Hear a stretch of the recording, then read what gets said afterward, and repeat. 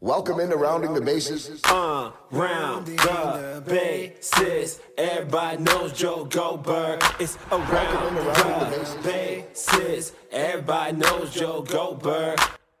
Hey, everybody, welcome into another episode of Rounding the Bases presented by Community America Credit Union. I'm Joel Goldberg. Shout out to my friends at Chief of Staff Kansas City. If you're in the market for a job, looking to hire someone, just looking for a resource, it's a great place to stop. You can tell them I sent you or not. There's nothing in it for me other than the partnership that I have with them. So check them out, chiefofstaffkc.com, making connections that matter. And my guests today are certainly connections that have turned into mattering for me, and they really came organically over the years. I guess with the job that I have in the profile that I'm fortunate enough to have due to this great job of talking about baseball, at least for 6 months a year. By the way, I'm in the other 6 months right now, but I get a chance to get on stage and give back to a lot of great organizations.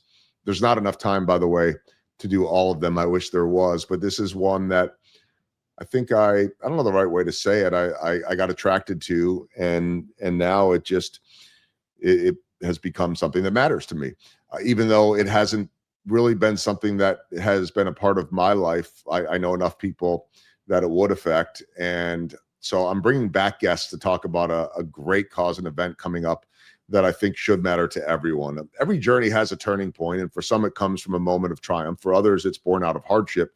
Today, I'm joined once again by Rob and Anissa Elsey, a couple who walked through both before discovering their life-changing calling, and it has changed their life and many others. After a personal confrontation with the realities of addiction, they founded In the Name of Grace, a nonprofit dedicated to providing safe, sober housing for those on the path to recovery. But theirs is a mission bigger than giving shelter. It's about hope, dignity, and a chance to start again for those who need it the most. They have lived it. I think they're going to live it for the rest of their lives in the best of ways and sometimes in the worst of ways, and everything that comes in the middle of that. I know that I'm right when I say that one. That's not on the script, but I'm joined right now by Rob and Anissa. How are you both? Good, Joel. Thanks for asking, man. How are you? Thanks. Doing well.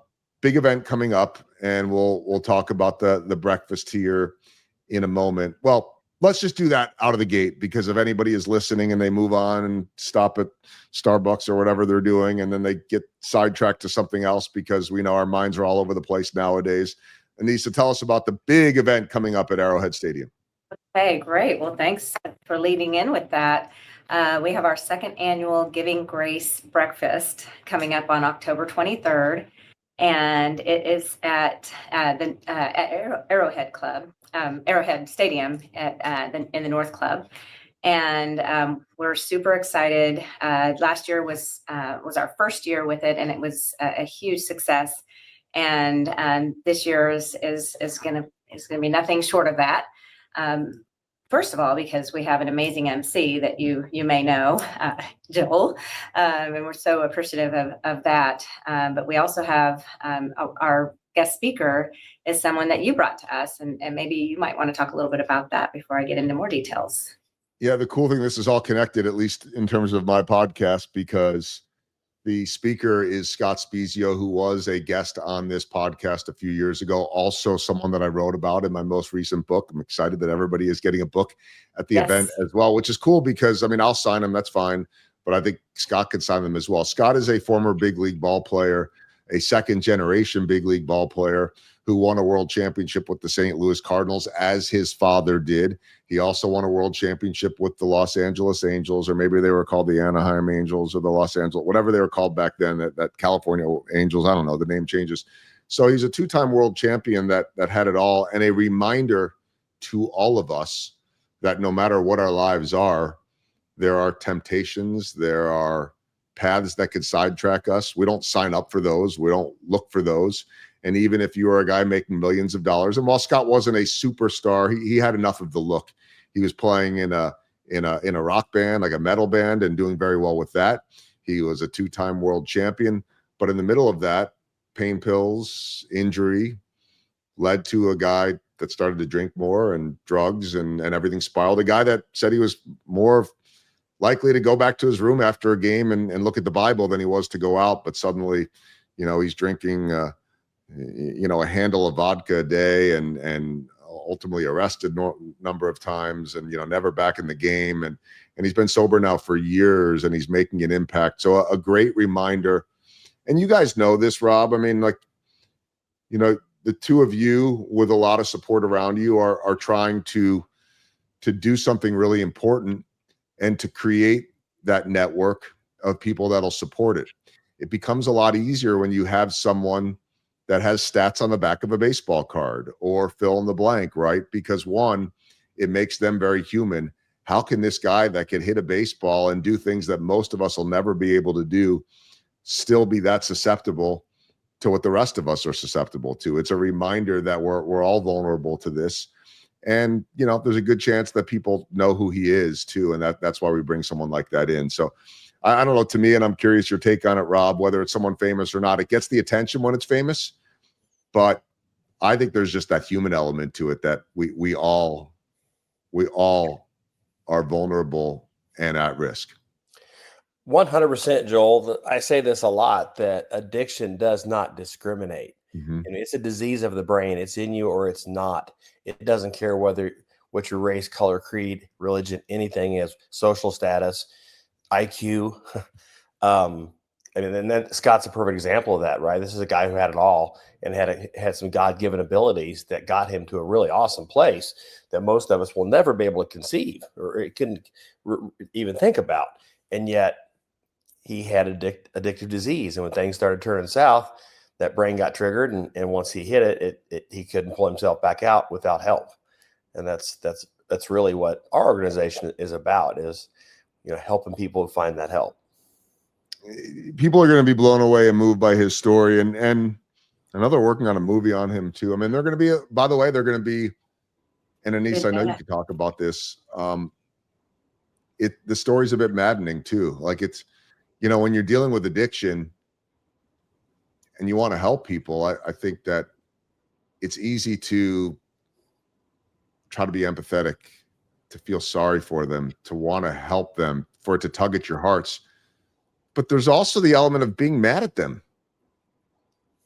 whether it's their choice or not. And oftentimes it's not their choice because inevitably they're hurting people around them. And I know you guys have lived that.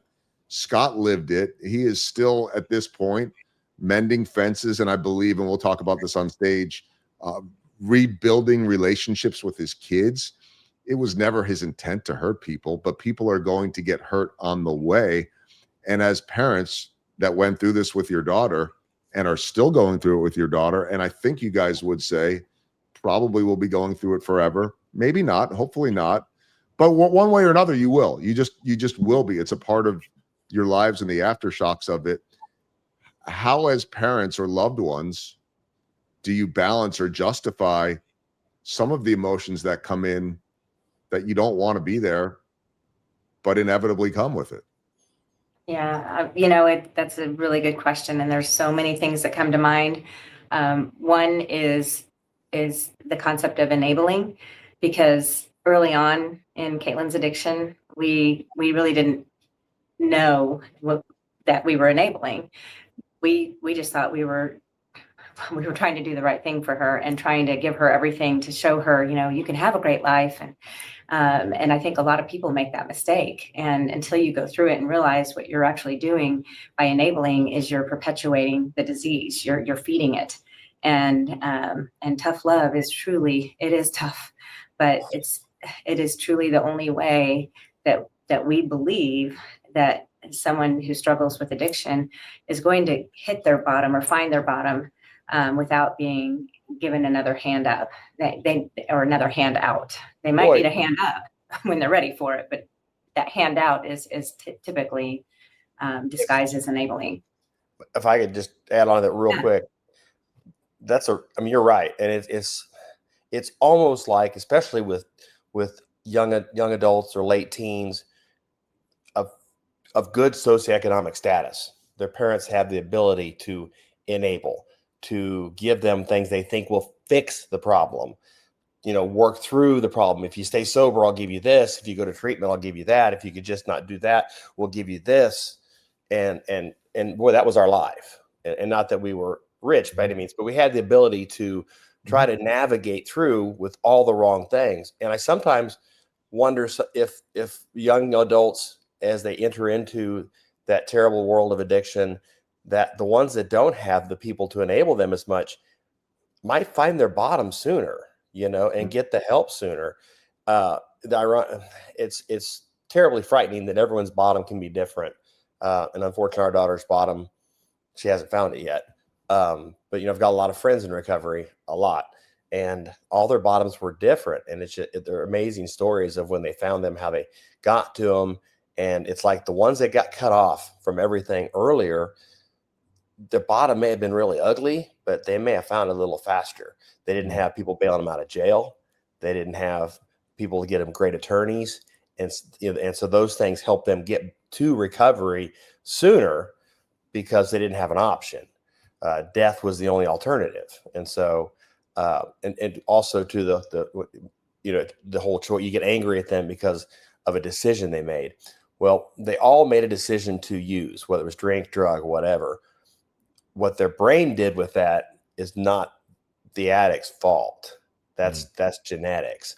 And so you want to be so angry at that addict, but really, and for us, one of the things that we talk about all the time is breaking the cycle. Because, in families, it's very cyclic addiction. And if you got an addict son, there's probably an addict grandfather or a father or a mother or an aunt or an uncle or a whole plethora of addicts in that family tree. And so breaking that cycle is one of the things we really work, we fear actually for our own family. You both are so inspiring to so many others. And I know that's a little bit of a strange thing. I think I'm speaking for you just because I know you both at least well enough now, and, was able to share a stage with you. I'm used to getting in front of a microphone and doing what I do, but that's part of your roles now.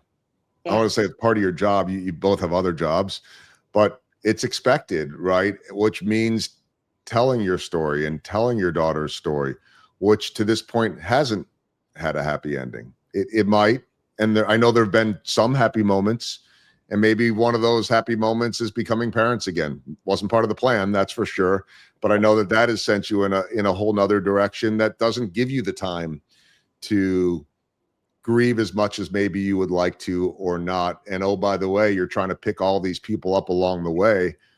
And I'm curious to both of you, as you battle your own personal situations with your daughter, what it means. Rob, I'll go to you, and then Anissa, to have this thing, to have this charity, to have this cause that is helping other people, even if she may not be ready to be helped right now, what that has done for you emotionally. But also, I know it's got to be incredibly exhausting, Rob. Yeah, it is. I won't lie. Boy, there's a couple parts to that answer, that question, if I can. One of the greatest things, in honor of your podcast, one of the real home runs of it is the relationships we've built with some of the folks that have come through the Oxford houses. I was literally on a fishing trip this weekend with two young gentlemen, which you might remember, Nick and Jeremy, from last year being on stage together. And these are guys that, they're young enough to be my sons, but we built this bond, and I'm just as broken as they are, every bit. But I don't have the disease of addiction. My brokenness comes out in different ways. But to sit there and just share what life is like with these guys is the real win for me. I never saw that coming 9 years ago when we started this. I didn't know that's what it was about. We knew we didn't start it to help our daughter, but we knew we started it to help a situation just like we had with our daughter. So it really does pull us through some of the tough times, for sure, because that community of recovery has become extremely close to us. But I think the big thing too, being vulnerable on stage as a parent, as a loved one of someone that's, in addiction, we try to remove that stigma. I hate, and I despise when people are embarrassed by a family member or a loved one or a friend that is struggling with addiction, or even if they're in recovery. I know it was called, AA for a reason, but that's long gone. People don't get fired for being in recovery. They don't get scorned. We need to be loud and proud because you're beating something amazing, terribly tragic. And I think the more we speak of it and the more we speak proudly of those in recovery, the more people might be able to come out and say, hey, I need help. Or a parent might say, I need help with my child, and quit being embarrassed. It means nothing about who you are. It's just, so I think that's why it's very important that we stay on stage, we stay in front of the camera, and we talk about it the way we do. Yeah, and I echo all that, but I also kind of come at it from a growth angle, something that Rob and I have come through and through our own growth this year. And that is turning our sorrow, our anger, just all of that resentment towards the disease and towards people who may have enabled the disease, enabled Caitlin's disease beyond after we stopped enabling it and it continued to perpetuate. We had anger towards all of that. By letting it go and instead living in gratitude for the disease, which really sounds strange. Mm-hmm.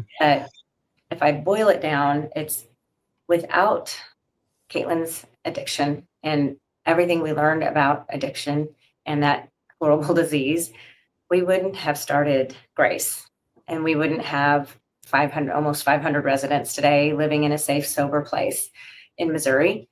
We would not have adopted our grandchildren. She wouldn't have had her, we wouldn't have been in this place. And now we have two beautiful children out of it. And that's the one thing we can do for her.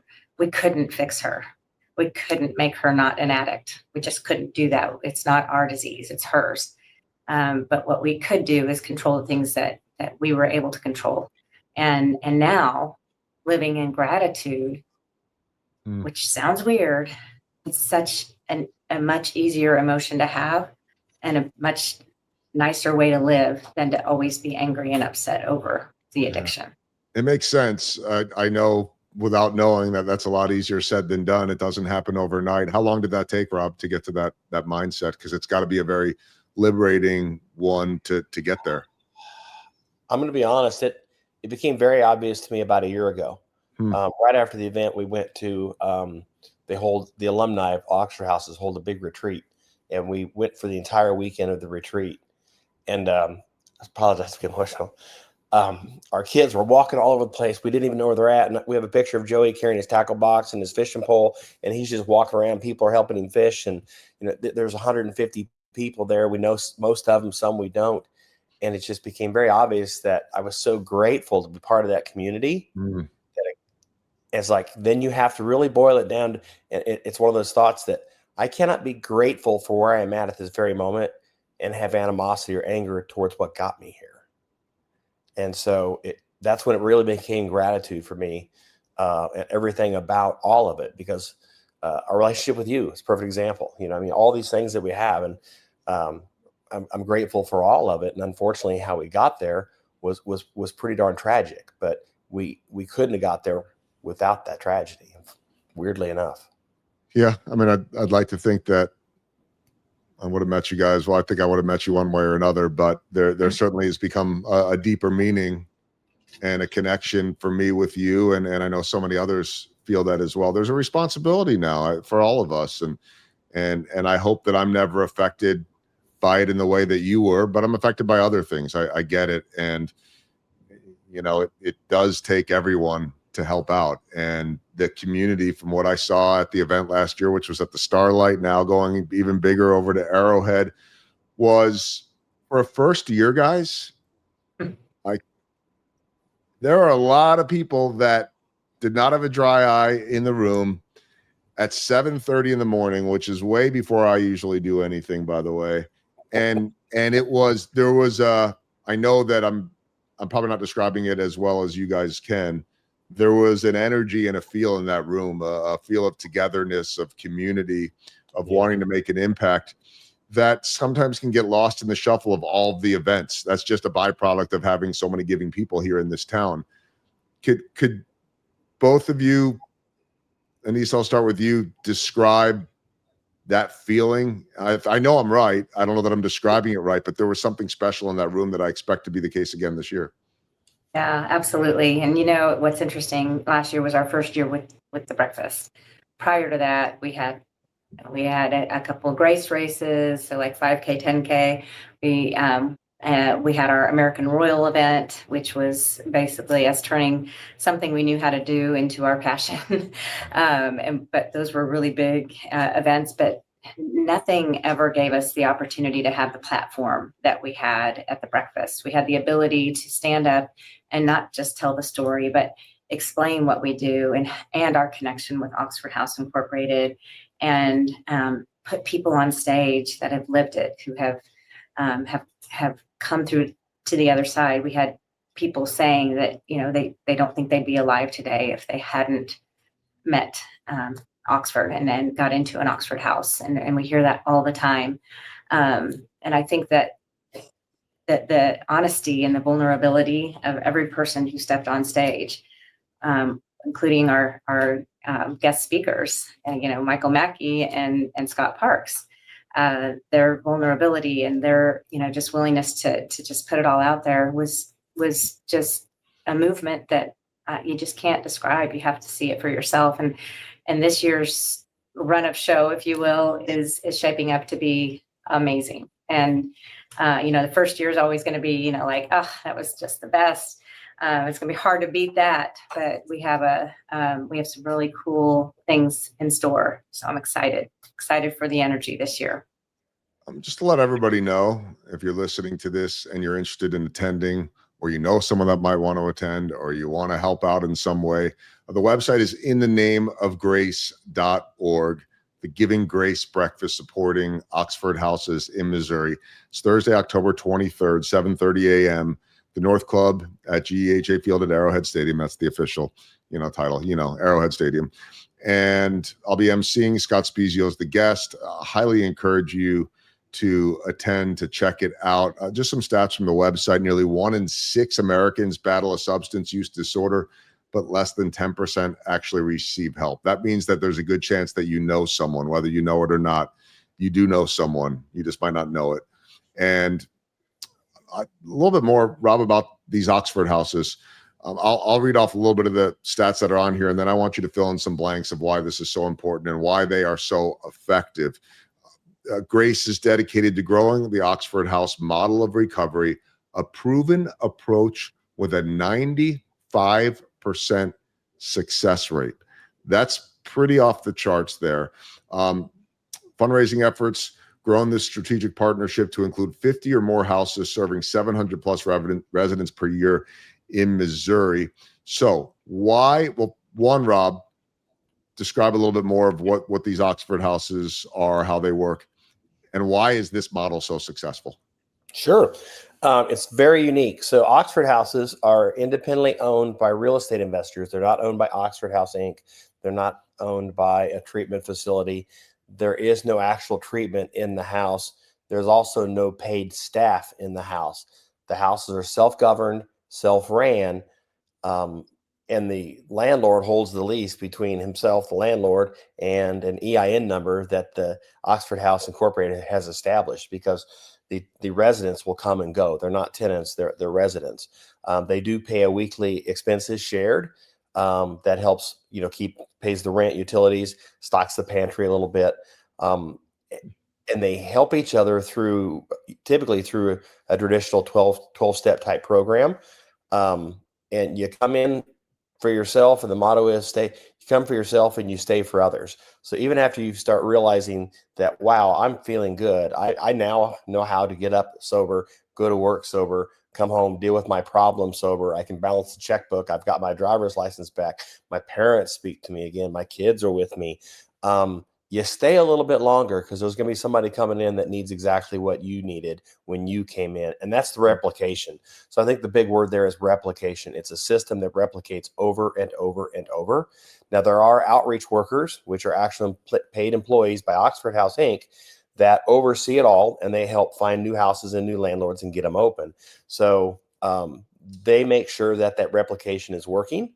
But there are also, houses, you get 10 or 12, 15 houses, they're part of a chapter, and that chapter has officers that are voted, and they are the ones, if a house is struggling, they call the chapter and they get the housing services person over there to help sit down in the house and what's going on.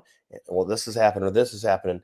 And it's not flawless. Again, we've got, people that are working on themselves with the disease in a house. And so there are problems. And when there are problems, they'll come in, and if they have to get everybody out of the house and let them reapply, they will.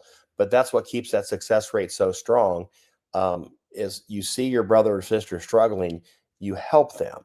And it's your job to help them because you're their brother or sister that lives with them. It's not up to the nurse or the doctor, in the treatment facility. And that's what really, makes it so scalable, where we can have so many for not a whole lot of money, and why the success rate is so high. How uplifting is it to see these success stories? I mean, we saw some of them on stage. We see them coming through the Oxford houses. I know it's all a work in progress. Nothing is guaranteed, but truly changing lives here. That must be the most amazing feeling.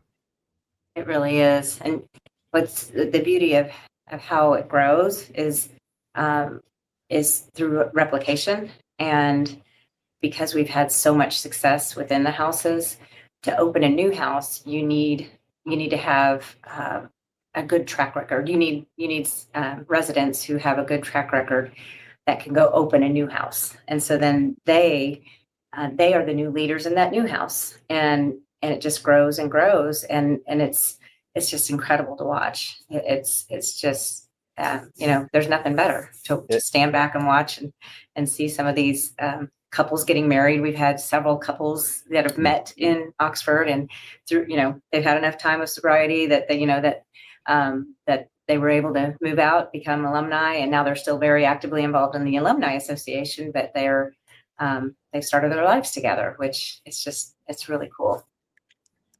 Rob, and you'll hear that from the residents. Like, you think you're really enjoying Oxford and you understand Oxford, and then they ask you to go open a house. And when you go open a house, like, you're one of the first people in that house that you have enough sobriety that you and maybe two other people can bring in 5 new guys or 5 new women that don't have any sobriety. And then you're the one who sets that replication in place. That's when they say the real magic happens. That's a life changer. Because not only can they've proven to themselves, like, I can stay sober, I can do this. It's like, I not only can do it, I can teach it. I can help others with it. And if you know anything about the steps, you're in step 12 at that point, right? You're taking what was given to you, the blessing, and really taking it forward. And I think that's really the magic of it. And then they become alumni, and they just keep going and going and going, and they never let up. And I think the ones with real success and the long-term sobriety, they're Oxford forever. It's incredibly powerful. And yet, I'll let you guys both comment on this, whoever wants to go first. Incredibly daunting, the task, because I feel like every time I look up, there's something in the news about a new drug that's emerging, or something that, look, as long as the good guys are trying to catch the bad guys, I mean, the DEA or law enforcement trying to stop the drugs, it's no different than anything else. In baseball, they try to root out the cheating, so they find a different way to hide something, right? I mean, as long as there is an opportunity for somebody to make money, there will be people that are vulnerable to this. And if it's not this, it's going to be something else. So from that standpoint, I guess the work could be endless, but I'm looking for the positive side of it, is that this works. And so what are both of your goals going forward here, as you understand that you have a model that works? You can't control the numbers of people that are affected by addiction, but I've got to imagine you keep scaling. Is that what's going on now? Yeah, we need that. Yeah, the supply and the demand issue is what we're facing, because it's an epidemic. There's more people who need places like what we have than what are available. And what we need is to grow our houses faster. And what does it take to do that? We need more outreach support. We have 2 outreach workers right now. That's their title. Outreach, it's an Oxford title, outreach worker. We have 2. We need a 3rd desperately. And that takes money. One of the reasons why we exist, in the name of grace exists, is because we, the state of Missouri does not provide funding for outreach workers for Oxford.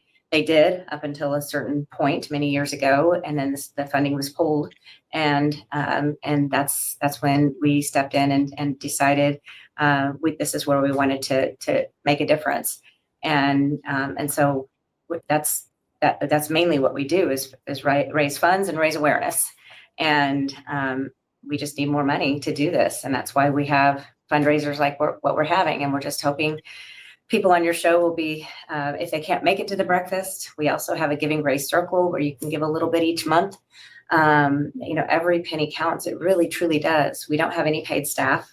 We are 100% volunteer, and we work tirelessly to keep this going, and more money would truly help. So Yeah, that's my side. I'll let you take it from here. The technical term is we hold the contract for the state of Missouri with Oxford. The other 31 states that have Oxford houses, the contract is with a department within that state. We are the only state where the entire state is funded, contracted to a private third party. So it's pretty unique. And we do it with a lot less money than the other states have because we aren't able to raise as much. I'll be honest, we get it raised every year to match that contract, but it's tough. And why it's tough, I'll go into that real quick, because my biggest goal in life, as long as I'm on this earth, and I hope I live to be 100, because I really need to get this done, is I want to erase the stigma of addictive disease. The stigma is what keeps us from people just pouring their hearts into it. And I'm not trying to take away from other fundraisers that I go to in this city, and you're right, Joel, it's a very giving city. But what we put up on the board has a stigma to it. A sick person, whatever it may be, a person with some other problem, something in it. Anissa was at the Ronald McDonald House Gala, the Spark Gala this weekend, and it's an amazing organization. But there's no stigma around the families with sick kids. There's a stigma around everybody that struggles with some type of addiction. There's a stigma with people that struggle with any type of mental health. Mm-hmm. And I personally think if you want to end crime in America, then we need to get rid of drugs in America. It is the root of all crime. I mean, it's too money driven, legally and illegally. And you can go back to the days of the Prohibition and watch how the crime went away when they legalized, alcohol.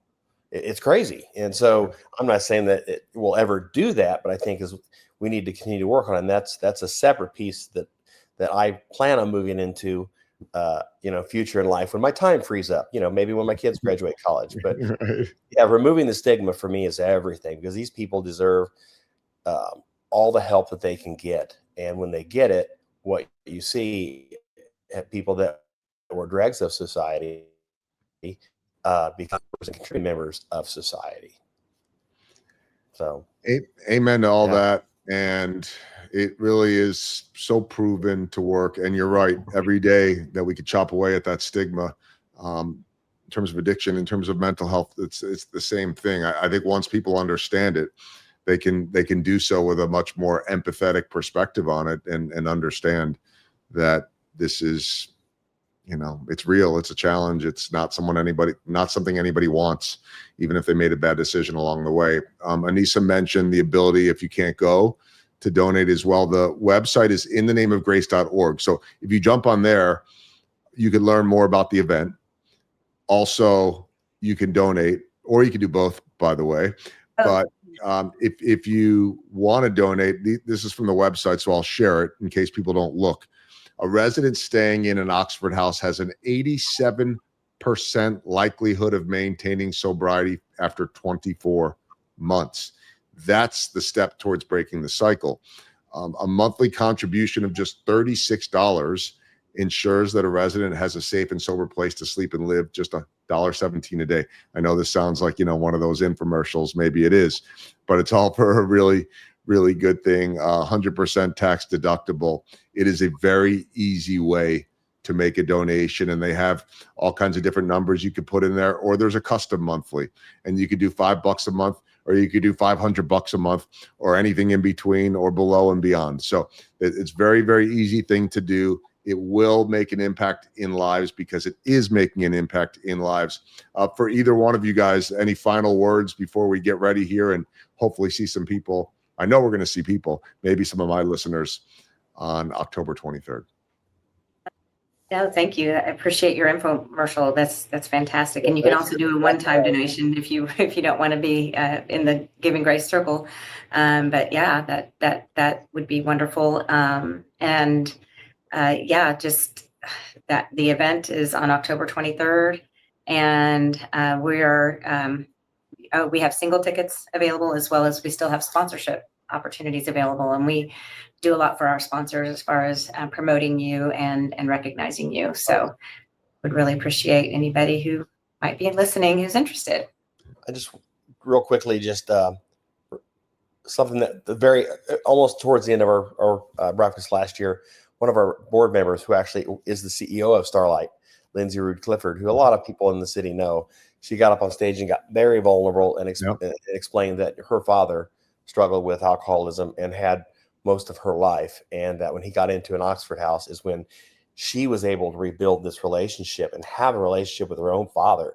And she has, teenage kids. And so that's just an amazing thing. And you wouldn't look at Lindsay or see Lindsay in a different avenue of her life and know that that was something that her family struggled with. And I think that really, and then she said, so if you're thinking about giving, it's not just for the people that are in the houses, it's for the people that know and love them too. Yeah. Well said. By the way, very early promotion, but Lindsay will be a guest on this podcast in December. So Yay. I say that knowing that we have not recorded yet, but I do see on my calendar that we are recording in November to run in December.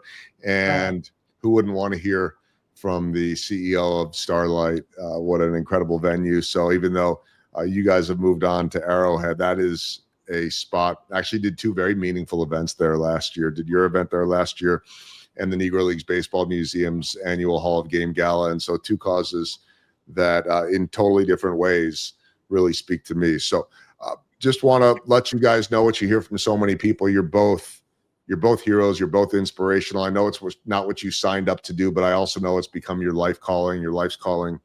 And that really changes a lot of lives and will continue to do so. So I cannot wait to take the stage for the Giving Grace Breakfast, October 23rd. Hope everyone will jump on the website, make a donation, a sponsorship, attend the breakfast. You will be moved. You will be helping people.